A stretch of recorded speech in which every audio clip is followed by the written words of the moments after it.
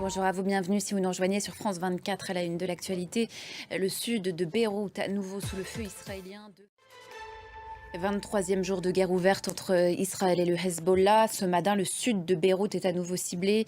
Deux frappes ont touché un quartier de Dahiyeh tôt ce mercredi. Et Nabatieh a aussi été visé aujourd'hui par l'armée israélienne. Bilan 5 morts, dont le maire de la localité selon les autorités. Il s'agit de la ville du sud, la plus importante du Liban, considérée comme un bastion du Hezbollah. 11 frappes sur Nabatieh et ses environs ont été recensées selon la gouverneure de la région. Israël qui est désormais engagé sur 7 fronts, dont la bande de Gaza, toujours sous le feu israélien.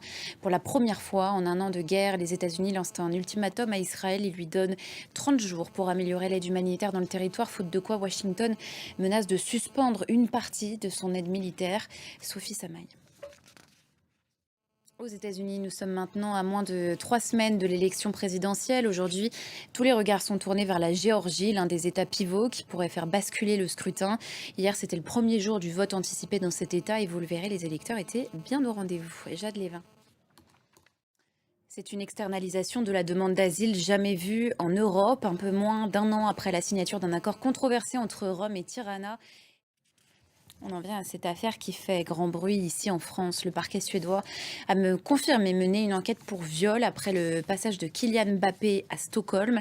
Pour l'heure, le nom du joueur n'est pas cité. Selon son avocate, il n'a rien à se reprocher. Le capitaine de l'équipe de France a lui réagi hier. Il dénonce une fake news, c'est-à-dire une fausse information. Jordan Klein.